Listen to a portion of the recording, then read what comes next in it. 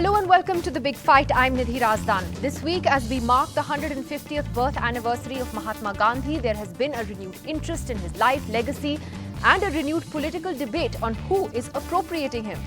First, there are fundamental questions, though, that we have to ask. Do we truly understand, for instance, what Gandhi's legacy is?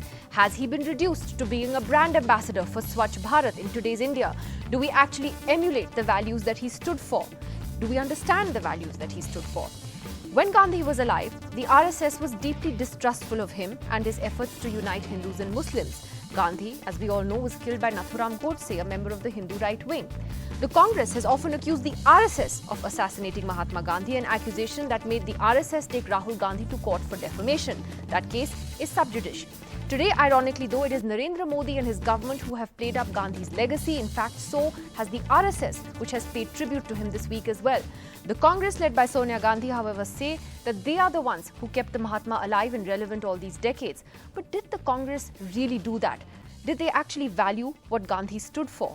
And can the RSS appropriate Gandhi? That's what we're talking about on the show this evening. Before we go to our panelists tonight, I'd like to go across to historian and Gandhi biographer Ramchandra Guha, who joins us tonight from Bangalore. Ram Guha, always great to have you on NDTV.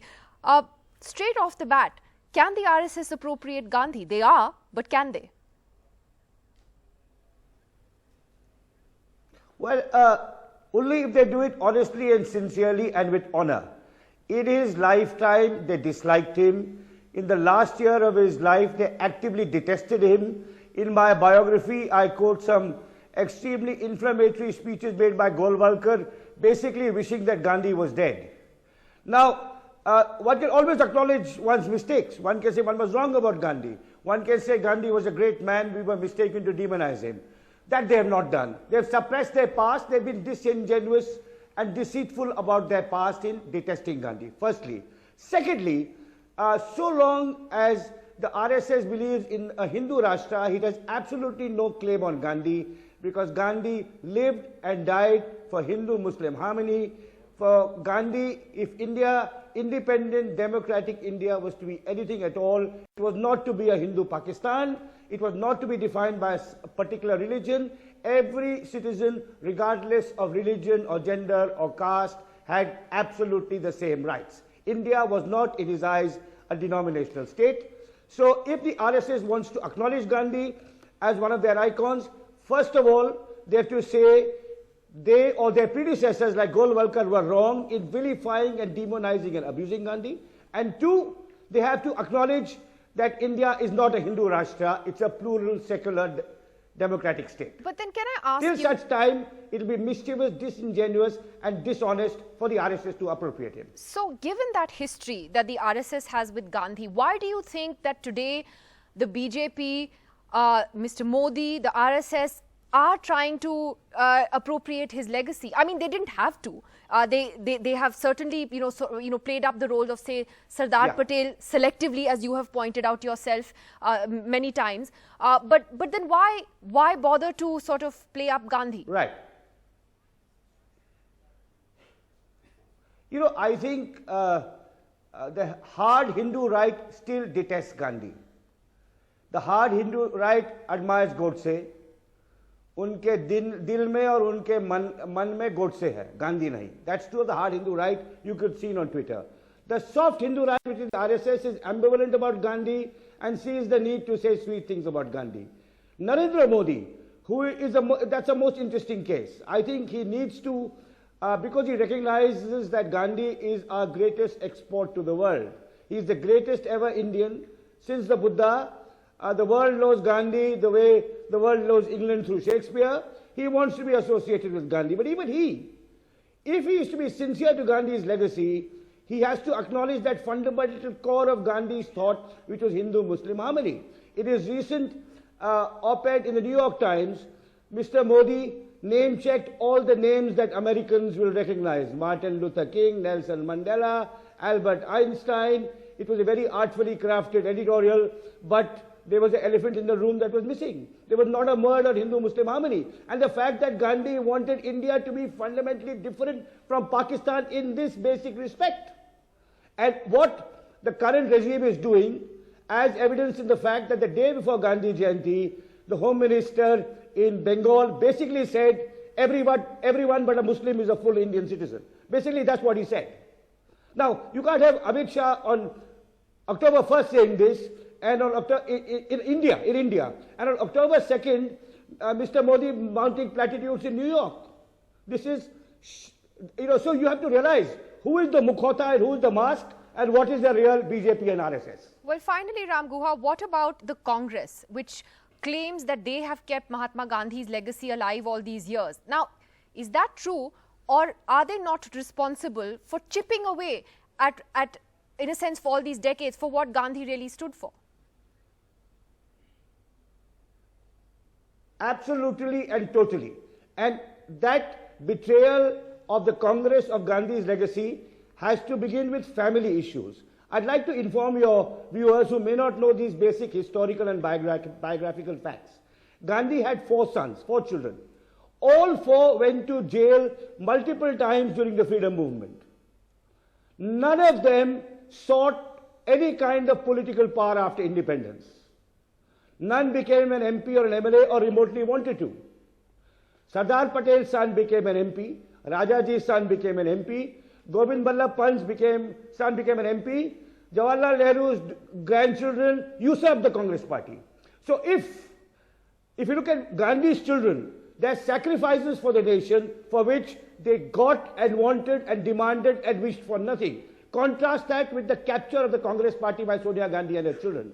If Sonia Gandhi today wants to say the BJP does not command Gandhi's legacy, we do, then the first thing she should do is she and her children should retire from politics. Apart from all the other crimes that the Congress has made, Muslim appeasement, Hindu appeasement, Rajiv Gandhi's overturning of the Shah Banu judgment, Rajiv Gandhi's opening of the locks in Ayodhya, Congress regimes and successive Congress regimes who have done nothing to further the other great cause of Gandhiji, which is the emancipation of the Dalits, and so on and so forth. So of course, the Congress today's Congress bears not the remotest connection or resemblance to Gandhi's Congress, and it begins with the fact that Gandhi's children all went to prison and wanted no favors for it after independence. Well, thank you for giving us that perspective tonight, Ram Guha. Always great to talk to you. Thanks very much for joining us. And let me open this debate to our panel on the big fight tonight. And first up, Hindol Sengupta, who is a journalist and author. Hindol, again, can the RSS appropriate Gandhi? Who can appropriate Gandhi today? Do we understand what Gandhi's legacy actually is? I believe that if the RSS is indeed appropriating Gandhi, then it's good news. You would want the RSS to appropriate Gandhi, because I think if every Indian in any way appropriates Gandhi, they cannot be touched by his legacy. In order to appropriate him, you must accommodate at the very least some of his views. And if you accommodate at the very least some of his views, your politics would become more tempered in whatever direction. So you're saying it would be an evolution of the RSS's position? Well, I don't know whether it would be an evolution or it would be an accommodation or it would be a transformation. You choose the word that you want. But it would at the very least be an accommodation, I would say. And that accommodation is good in a country as diverse, as pluralistic as India, that at the end, finally, and this is something that we've always believed, when you come nearer to power, and indeed when you are in power, which the RSS is today, when you come to power, you have to accommodate, in a sense, the middle path. And the middle path must begin by accommodating, at the very least, some views of Mahatma Gandhi. That is unavoidable. You would be really threatened if any party tomorrow overtly claimed to reject in its entirety Mahatma Gandhi. That would be scary. I think it's good news if any ruling party in India has to finally accommodate at the very least some parts of Gandhi. Well, that's interesting. Historian Professor Mridula Mukherjee there standing next to you. What Hindol said was interesting because he's saying that when a party is in power, it has to adopt a middle path. Many don't agree with that formulation today or that description today, that this is not the middle path that we're seeing. How do you view it? Yeah, I think his statement would be correct if we were actually dealing with business as usual. but we have to recognize that the present regime is a very different kind of regime, and they are a committed ideological party with a very clear worldview, which has been spelt out in text and speech for over the last almost 100 years now, from 1925 when the RSS was founded. So it's not as if we are talking about an entity that we knew nothing about, and it's just another political party come to power and now has to accommodate with whatever is around. I would in fact agree with what Ram Guha said earlier, that appropriation by the RSS can only happen if they first recognize and admit and actually regret and apologize what all these years their stand has been on Mahatma Gandhi. I am not going to go into the issue of the assassination. We already talked about it. Certainly Hindu right-wing forces, which include the RSS, were very, very critical of Gandhi. He already mentioned the kind of speeches which Golwalkar himself gave in the last months before Gandhiji's assassination, which almost wished him, dead. And so the issue here really is, if you say appropriation as a accommodation, it has to be genuine. It has to be something that's meant. It cannot be just a ruse and then we say, this is fine. And I want to just clarify this. The reason I'm saying this is because he said, even if they take something of Gandhi.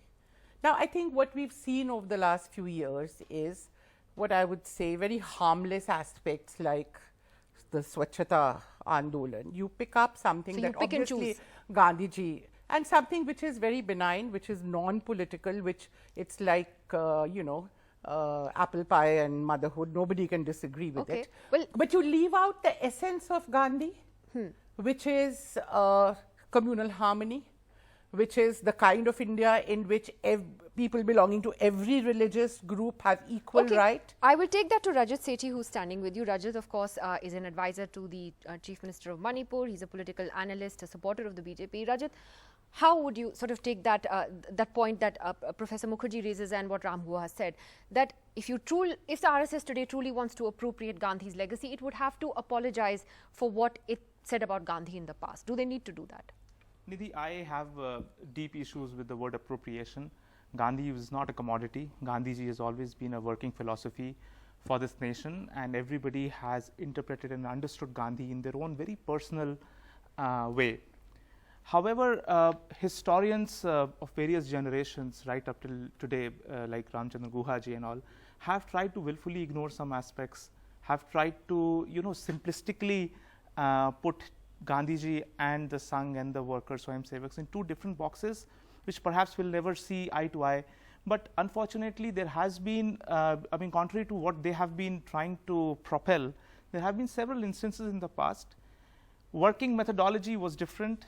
Their worldview was different. They thought in different ways. The goal was the same. So did Nehru and Gandhi had massive difference of opinions. So would you believe that the same level of animosity would you want to project on the Congress as well? Rightfully, Congress has actually never touched upon what Gandhi stood for several decades. It's only now that they are realizing the problem in their entire politics. And let me give you an instance. Whenever BJP and the RSS, supposedly their parent body, has been close to power, the Congress has raised the same boogie. It was in 1997, around Gandhiji's Jayanti during that time. RSS, through Rajendra Singh, his supremo of RSS during that time, he said that we would want to do a massive Jan Sampark Abhiyan on the Swadeshi movement of Gandhiji, and we would want to propel the idea. Immediately, Sitaram Kesari come out to the front, and he was like, no, how can BJP try to take away the legacy and appropriate the legacy of Gandhiji? And then it was late Sushma ji, who was the General Secretary of the BJP, who came out and gave an emotional speech that Gandhi is not the pocket borough or the that he the doesn't property. belong to just you. Yeah, property of Congress party. Why do you always see, they've always had this, big daddy view of every icon of history, every nationalistic figure of history belongs to, and the IP of that person belongs to Congress party. That's what is deeply problematic. And I think it is Prime Minister Narendra Modi ji who has taken the legacy forward, and this time he is in power. He understands how relevant Gandhi ji is, not just in the domestic But politics and also internationally. I think the question is that actually being practiced? Now, before Tehseen Poonawalla jumps into this, I want to get Yogendra Yadav in on that, because Yogendra Yadav, you wrote this week that, you know, while it's okay for the Prime Minister to write an op-ed in the New York Times talking about Mahatma Gandhi's legacy, it is the actions on the ground ultimately that reflect whether we truly believe in what Gandhi stood for, and some of those Professor Mukherjee outlined, such as pluralism, harmony, etc. If you could sort of elaborate on that today and the sort of crossroads we find ourselves in as a nation. Nidhi, my main point was to say that Gandhi can only be saved not by his disciples, not by his official followers, not by Congresswalas, but only by heretics, only by those who have criticized Gandhi. Only heretics can save Gandhi. That's the point I've been trying to make. Of course, what we have witnessed on the 2nd of October was appropriation. It was appropriation of the worst kind, because our Prime Minister and the RSS represents that if there's any legacy they represent the legacy of Godse, they represent the legacy of Savarkar, which is a legacy which is diametrically opposed to Gandhiji. Yes, it is appropriation. I'm surprised that my friend does not think appropriation is a reality. Appropriation is a regular game in politics. I don't object to anyone trying to, because that's a usual business, but it is also a usual business then to expose it for what it is. The two questions we should be asking is, why is it that BJP wants to appropriate Gandhi? And second, what made him appropriable? The reason why BJP needs to appropriate Gandhi is, number one, they're terribly short of heroes. I mean, they have nothing to speak of in terms of their role in the freedom struggle. So clearly they need to invent heroes, somehow relate to existing heroes, Gandhi, Patel, Ambedkar, Bhagat Singh, whoever. Second, it's also a recognition of the fact that you cannot go abroad and write an article on Savarkar. You cannot go abroad and say, God say Amar Rahe. Finally, as an Indian, when you go abroad, you have to say Gandhi ji. So yes, as someone said, hypocrisy is a tribute paid by vice to virtue. So that's what it shows. I think the more interesting question is to say, what made Gandhi appropriable? And I think the principal responsibility lies with the Congress party. Those who were legatees of Gandhi for the first 50, 60, 70 years, they turned Gandhi into a carry bag. You could put whatever you wanted to put in it. How, what did Congress do to make an ordinary person believe that what Congress was practicing had anything to do with Mahatma Gandhi's message? So Gandhi became that permanent fixture on currency note. Gandhi became the butt of jokes. Gandhi became someone who was associated with things like, "Arey majboori ka naam Mahatma Gandhi, bechara kuch kar nahi sakta, chalo Gandhi." So this is what we have reduced. So those who were official legatees of Mahatma Gandhi are squarely responsible for turning him into a carry bag. You can put khadi in that, you can put Coca-Cola in that carry bag. This is what we need to resist, and that resistance can come not from Congresswalas, not from the official Ashramwala Gandhis. It will have to come from those who have actually carried out struggles of non-violence on the ground, struggles for justice, struggles for truth, struggles in a non-violent method. I want to take that criticism, and Rajat, I'll just come back to you. Just getting opening comments from everyone. To Tehseen Poonawalla, who's sympathetic to the Congress's point of view. You've heard not just Yogendra Yadav, but Ram Guha also talking about the fact that the Congress didn't really honor what Gandhi stood for. So, have we all failed Gandhi in a way? Have we all lived up to Gandhi? The answer to that is an honest no. No, not all of us have lived up to Gandhi completely. But I would disagree humbly with Yogendra Yadav ji when he reduces Mahatma Gandhi, saying that, look, he's a carry bag, because in a pictorial way, Gandhi was like the Ganga, where there was a point of view for every point of view, and Gandhi's greatness was he accommodated every point of view. So he even heard a Golwalkar out. Now Rajat ji said, and I quote Rajat ji, that there were differences between Nehru and Gandhi, and I agree there were differences between Nehru and Gandhi, Gandhi and Patel, but neither did Nehru, neither did Patel ever make speeches that wanted the end of Gandhi or Gandhi to be killed. In December 1947, not very far from where, a few kilometers from here, Golwalkar made speeches, and I don't want to quote the speeches, that called for Gandhi's death. That's what Ram Guha was talking That's about. what Mr. Guha spoke about. In September 1947, Gandhi says of Golwalkar and the RSS that their hands are steeped in blood. This is when the RSS makes, tries to reach out to Gandhi, and we must not forget that in 1941, the Quit India movement, the RSS backstabbed Gandhi. Now, if Mahatma Gandhi was alive today, under the government of Narendra Modi, who writes fantastic op-eds or gets written fantastic op-eds in the New York Times, Gandhi would have been called an anti-national, a Pakistani supporter. Hey, you know what, Nidhi? He was called an anti-national, and he was called a Pakistani supporter by a man who came from my city, Godse and Apte. And do you want to know how they killed Gandhi? They underwent circumcision, they looked like Muslims, they grew a beard, they took blessings of Savarkar a week before they killed Gandhi, and it was my friend's grandfather, Gadgil's grandfather, that caught them and said, this is Godse and Apte from Pune. Otherwise, they were killing Gandhi to create communal riots. This is not WhatsApp history. This is the fact that even in Gandhi's death, they saw victory. I don't want to go into Patel's letters. We know of Patel's letters. And I don't want to say if RSS is responsible for the murder or no. But surely Patel did write that they distributed sweets. That's not been discounted or has been opposed. But one last letter I want to give you of Rajendra Prasad, and he writes on 12th September 1948, and he writes this about the RSS. He says, look, the RSS is a secret organization bordering on fascism. It has no, we have no records of its accounts, and it has no constitution. Now, I want to ask you, would Gandhi today allow Narendra Modi or Amit Shah ji to make the speech on NRC that he made?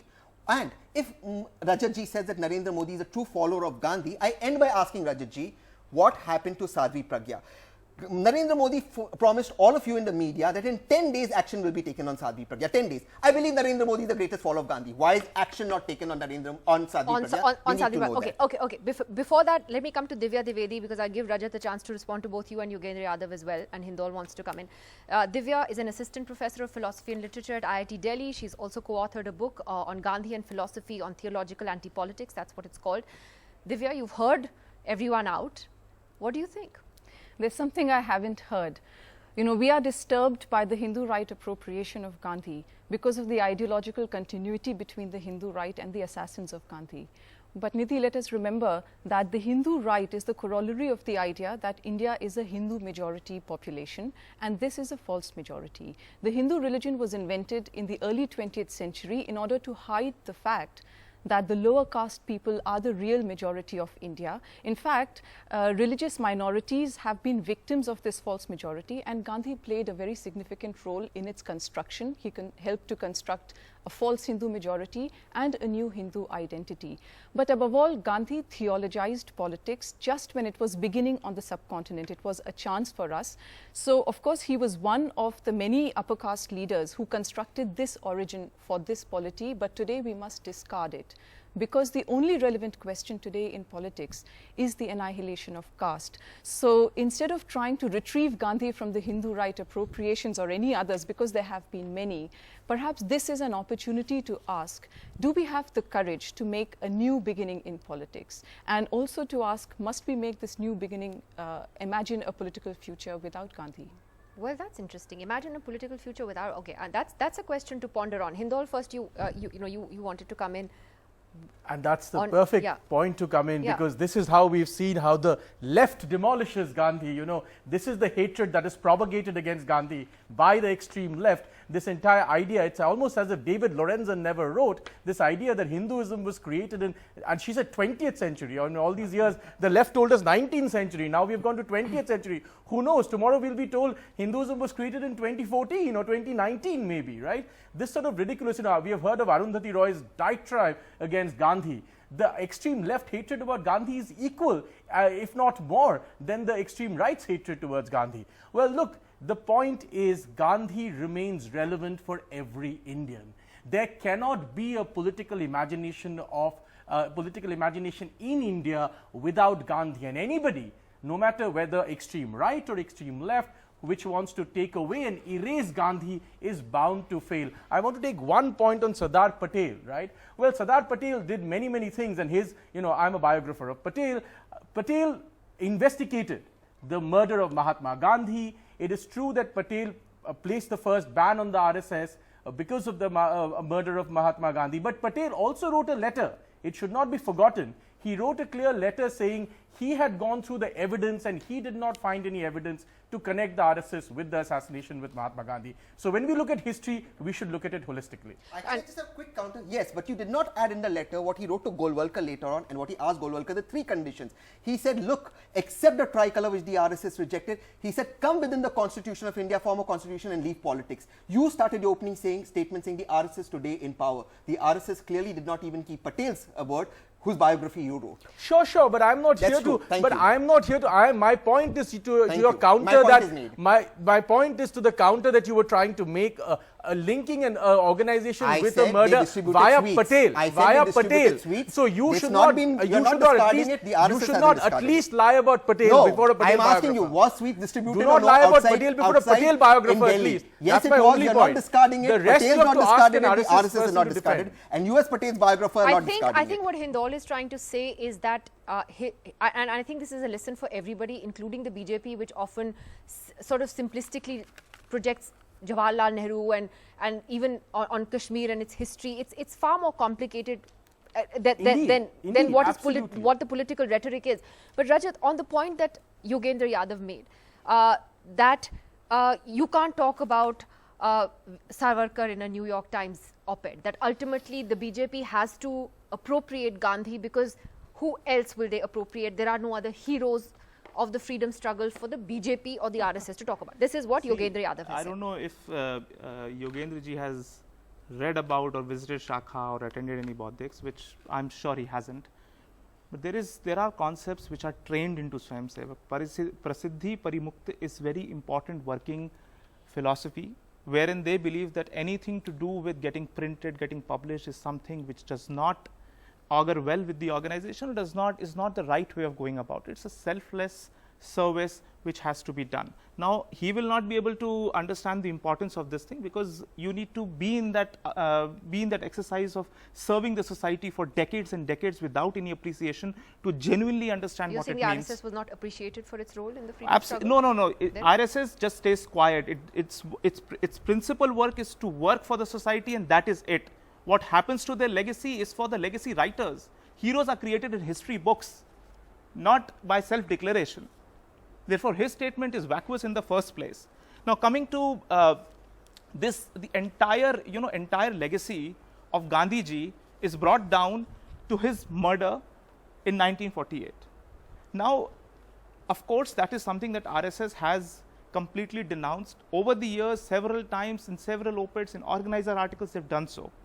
Even during that time, when in 1937 he met Dr. Hegdewar, Gandhiji met Dr. Hegdewar, and the discussions that have happened, there have been certain articles which have been published in which they have had genuine understanding of their mutual points of views. In 1947, in 46 actually, Gandhiji also met Guruji. He discussed about the various amounts of dimensions of the partition that was being discussed at that time as well. He also requested that we need to bring in peace, especially with terms of the migrants who are coming in from the western Punjab side. And he requested the RSS Swayamsevaks to reach out to those people and get them safely to India. And even in 1948, in January 12th, at least there were, during that day and at least 3 more instances prior to that, it was RSS Swayamsevaks who protected and defended the life of Mahatma Gandhi, because there are several attempts over his death. But then now you need to understand, let me finish. Around January month of 1948, different communities, including Sikhs, including the Swayamsevaks and all, they used to turn in turn and in shifts, they used to protect and had a ring of Swayamsevaks around them, or even Sardars, like guarding the life of Mahatma Gandhi. That's how he was being guarded around that time. But what has happened is that definitely there is this stray person who came in and murdered him, whose legacy has been... He was a stray person. Absolutely, he was stray. I mean, if he wasn't stray, then you can question even the Islamic terrorists. You can say that all of the Islamic terrorists are getting their legitimacy from the Quran. Then you can also start criticizing Quran. Professor Mukherjee was shaking her head. Please go ahead. Well, I don't know as a historian what to say when such a fanciful history is being laid out in front of me. No, I am quoting you articles as well, ma'am. I am also telling you about Vasant Rao Oak, who was a Pranch Pracharak in Delhi. Let her finish. Let her finish. Her articles I'll come back to you, have been Rajat. I'll published come back to in you. collected Ma'am. articles in 1969. Professor Mukherjee.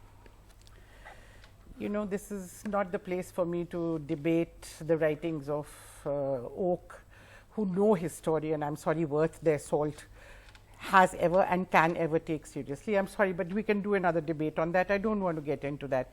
In fact, I'm a little pained that when we should be commemorating the 150th birth anniversary and actually talking about the continued relevance of Gandhiji today, we have actually got bogged down in a very controversial kind of thing, but then one can't help it when it's on television, it has to be no, I know. I'm saying Just on a we lighter note. could still, I mean, I'm speaking from my heart when what I feel on this occasion is a different kind of feeling and a different kind of sentiment. But history is important as well. It is very important. Yeah. Of course, we can't wish it away. I would only talk about relevance in the context of history, not otherwise, Yeah. you see. So, because there's enough in that history which is very positive, which needs to be also talked about before the people today. But I just want to say two things, since I can't just let that pass, you know, because Go ahead. my young friend here has made certain statements which I think cannot go uncontested. You know, one, I think it's very important to recognize that clearly in the documents of the time and in the letters of Sardar Patel and others of that very time, the role of the Hindu Mahasabha is very clearly laid out. Yes, that nobody can dispute. Yes, absolutely. The relationship between the Hindu Mahasabha and the RSS was not different from the relationship between the BJP and the RSS today, or what it was between the Jan Sangh and the RSS earlier. Okay. Now, question here comes of whether organizationally the person who was convicted belonged to RSS or not. Here I would just like to cite, I have no way of saying this is right or wrong, his own brother publicly gave an interview which is documented, which is there, who said, Gopal Godse, who said it is a travesty, and he actually criticized L.K. Advani for disowning Nathuram, and said to say that Nathuram was not in the RSS or RSS had nothing to do with it is a travesty of the truth.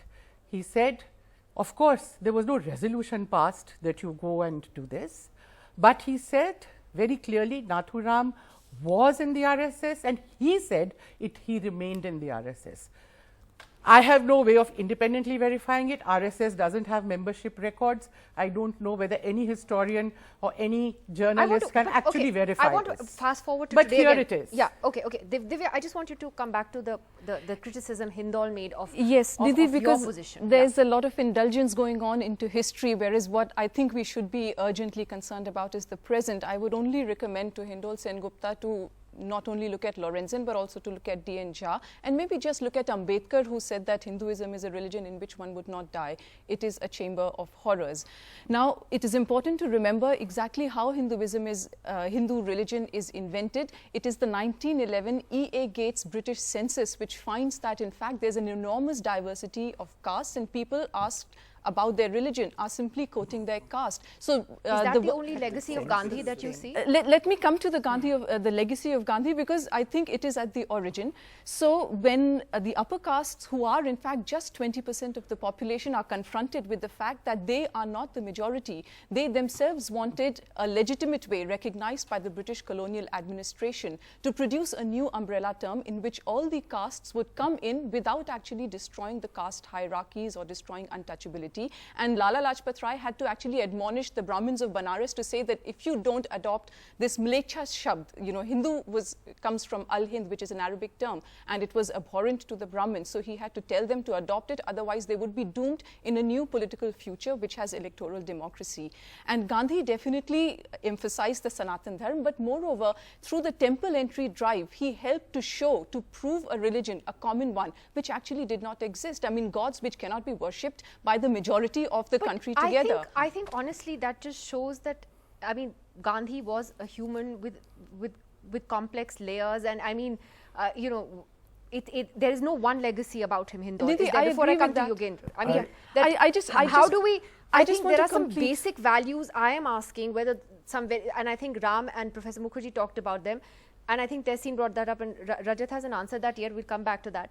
Is that are we, when it comes to, for instance, Hindus and Muslims, are we following that in letter and spirit? And Hindol, you take that on. I mean, No, the absolutely. Pragya Thakur example Absolutely, is and disturbing to a lot of we should people. be. I agree with Dr. Mukherjee when she says that there are positive things that need to be discussed, and we are not discussing this. However, it is impossible to dispute that Sardar Patel wrote a letter where he clearly said he examined the evidence and he did not find anything in the evidence connecting Mahatma Gandhi's murder to the RSS. That is a fact. Nobody can dispute that. And the point about But don't he only banned read, the RSS don't for don't nothing. read. Huh? But Why did he ban it? But you should. That letter comes second, madam. I mean, you know that. I Come know on. I that. mean, surely you're not So, but arguing if he this, made a ma'am. mistake, he could have withdrawn the ban, no? So he did. The One ban and a was half withdrawn. years later. But after the examination of the evidence, ma'am, you know this better than I do. Okay, I rest And please don't only read. I would urge Divya Dwivedi not to only read D.N. Jha, but also sometimes to read people like Diana Eck, who famously wrote about how the idea of Bharat, so to speak, has been built on the footsteps of pilgrims. You're talking about an idea where you're dragging in an idea, a concept of the nation, which you do not entirely understand at all. You're talking about D.N. Jha, which is only one ultra-left version of India. That is not the India. That is not the India most Indians believe, and that is not the India most Indians accept. And that's why most normal Indians cannot hate Gandhi like the ultra-left and the ultra-right hate Gandhi. They just can't, they never will. One second, Tehseen, yeah. First of all, I heard Hindol.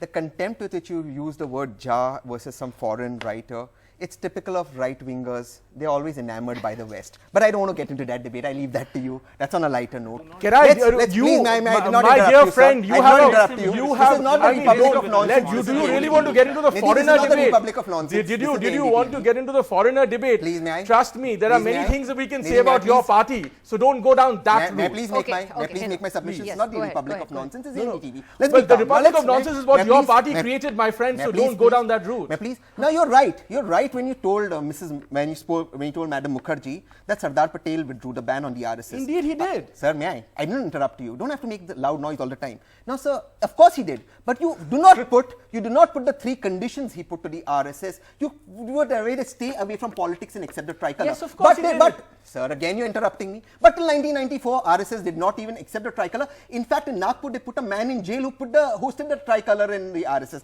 So let's not go down that road. Let me make some substantial points now. The fact of the matter simply is this, that today, if Gandhi was alive, and Amit Shah ji was the Home Minister of this country, in a very hypothetical situation, and 56-inch Narendra Modi ji was the Prime Minister of this country, would Gandhi have allowed 370 to happen the way it had?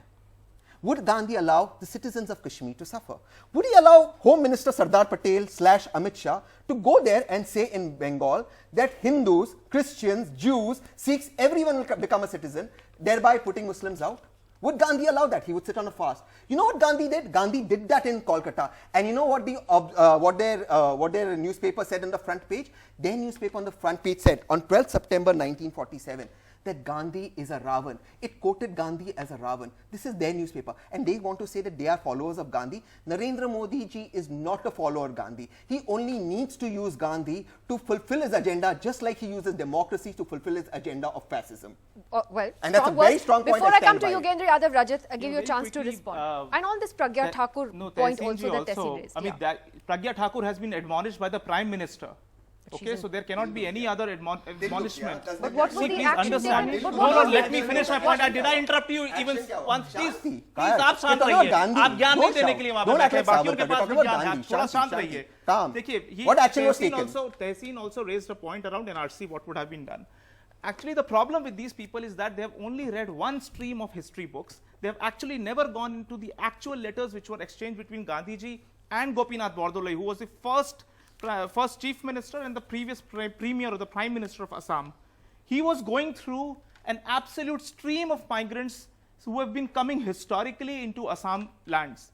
He wrote to Nehru, It was the grouping What year was aspect. this? Just What year? please. What year? Just for my knowledge. Sir, 1946 cabinet mission plan. Correct. Just hold on. You know, Ask him to Bangladesh shut was his not mouth. created. No, please. Bangladesh was not created. partition, Their East Pakistan WhatsApp was done. history. This is their WhatsApp history. That's what I'm let him saying. finish. Let him Ridiculous. finish. Was Let him- Bangladesh created? But Oh Tehseen, my let him God, finish. East Pakistan was created during that time. There was There streams is- of migrants before even partition happened, for God's sake. Partition was happened for Waiwal migrants to Waiwal transfer. called it grow more Muslims Partition plan. happened so people Rajat, could one second, transfer. Tehseen. I think mean, Rajat, this- the I question. don't want to deal with and debate with one- uneducated souls one- on this one- on this panel. Rajat, Please, Nidhi, I you need think to he's understand. talking about NRC is an I think- important I issue. know. Nidhi, I think the NRC point is an important I issue. think the point is the Tehseen raised- No, messaging- let the me finish my messaging point, from Nidhi. Amit Otherwise, Shah's- there's no point if I stand on this debate. One second, I'm one second, I'm one humbly suggesting. Let me finish my point on NRC. NRC Yes. is a I discussion just which have is a happening I have a today. follow-up It's a question on the very same relevant. thing, so you can answer No, both. it is very. Let me finish Yeah. that point All because right, this go ahead. accusation was made. He's angry No, because NRC, Bangladesh was please not shut created. up. Yeah. NRC is a topic which Nehru wanted to thrust through his sledgehammer. He said that if Assam does not take in illegal migrants who've been crossing over, for several years he's been making that point, I will cut the financial resources of Assam. And then it was Gopinath Bordoloi who wrote a letter to Gandhiji, first to save Assam from getting into the group D of cabinet mission plan, because he quickly wanted the partition of this country, and Assam was one state which was constantly obstructing that cabinet mission plan, and he wrote it to Gandhi. I have a simple Gandhi wrote question. back to Gopinath Bordoloi, and he said, if you are a man and a true son of this soil, you are going to When stand the up whole- to Nehru and are going to obstruct the... This is not about Nehru. I have a No, simple... this is about Gandhi's legacy. When He Amit saved Shah, Assam. Gandhiji when and Amit Gopinath Shah Bordoloi says saved Assam that from going into East Pakistan. This is an important okay, legacy. You will never appreciate it because these were, I the have a nation simple is question. broken down on Can I ask the peripheries. question now? These were the insecurities of a population which they are still lingering after 70, Sure, 75 years of independence. but when the Home Minister of India says that migrants from every religion will be welcome into India, and he doesn't mention Muslims. Absolutely. What do you I think have Gandhi discussed would this think? on your panel n number of times, and I'm telling you. He just made the because statement a few days no, ago. it- In the he has context of the always been saying in citizenship. the citizenship bill. Yeah, I know, There the is bill a has reason always had behind that. it, Nidhi. There is a reason behind it. This country was partitioned on religious lines. One nation took the path that anybody who wants But to be we're not a part Hindu of Rashtra yet. No, I'm not. Absolutely not. One nation, I said, it was Pakistan, who said that we are going to be an Islamic republic and we'll continue doing that. Anybody who has been religiously or politically been persecuted in that country will have India's door Muslims are not forever. persecuted? Absolutely not, because the religious the religious line, I'm saying, It happens in on Pakistan. religious lines, There are Muslim Nidhi ji, minorities on in religious Pakistan. lines. You need to understand people who went to Pakistan, who crossed over the country and decided to stay in that country. They accepted on what grounds Pakistan was created. This is the There are sole Muslim rational- minorities in Pakistan that are also persecuted. There are no. like the See, Ahmadiyas. for that, even a tall guy can persecute a small guy, or one colony you will see one group persecuting the other group. Is it How do you genuine define debate? where does Can I just make persecution one stop? point? Just one Okay, point. one second. No, Tehseen Pulawala might I have to get persecute Yogendra. his one line. I'll Just come one to It you. doesn't end anywhere. One second. Persecution All right, debate one second. has to. Yogendra Yadav, can I ask you to sort of sum this up for us before we end it? You've heard the arguments. I thought we got distracted from distance. I can see. I'm That's why you tempted to should have come continue to the with the studio. distraction, but I shouldn't. When Rajat said about selfless service of the country without bothering about what history will write for us, I was so touched, and I suddenly remembered a man who was so anxious about his role in history that he actually wrote his own biography under a pseudonym. Yeah. Said, here is a man who was the greatest son of India, etc. And 20-30 years later, it was caught that the man had himself written his own biography. The name of that man was V.D. Savarkar. This is a historical fact. I'm sure no one would disagree with it. So that's where it's at. But let me not get digressed. I just wanted to focus on two things that we have witnessed in this conversation itself, both of which actually take away from the legacy of Mahatma Gandhi. One is, of course, a very conscious attempt by BJP to reduce Gandhi to what I keep saying, a carry bag. You know, some flimsy things, plastic hatao, swachhata, one little anak of Gandhi and so on. So take anything of substance out of Gandhi and make him into a carry bag into which you can put then Godse's image or whatever you want to put there. On the other hand, we have also witnessed the other temptation, which I heard my friend Divya articulate, and I was very disappointed and saddened by that. This is an attempt by those who love the idea of India, who want to see a future for the Republic of India, and who are out to destroy one of the most vital resources available to us for that. I used to hear and see that some 30-40 years ago when the left used to do that, and I agree with Hindol on that point. On the extreme left and the extreme right. The left went into some very trite and juvenile, and not just the extreme left, ordinary mainstream left, went into some very trivial, trite and juvenile criticism of Gandhi, which they have fortunately overcome now, thanks to the effort made by historians like Mridula ji and so on. I would really urge Divya and other colleagues not to start one more round of that vis-a-vis Gandhi and Ambedkar. I would urge her, and I don't have any fancy foreign authors to quote, I would urge her to read Devanur Mahadeva. I would urge her to read D.R. Nagaraj and see how we can learn both from Gandhi and Ambedkar. I want to end by simply saying our republic is in peril today. The very idea of India faces an onslaught, and Gandhi is one of the few resources available to us. Let us save it. Let us save it from encroachment, and let us not be so foolish as to destroy the only resource available to us. Gandhi shows us the light of future, provided we do not reduce him to Swachhata Abhiyan, but to truth, to non-violence, and to struggle against injustice. All right, thank you. I'll let you guys take this offline because I absolutely have to take a break at this point. Thank you for coming in on the show this evening.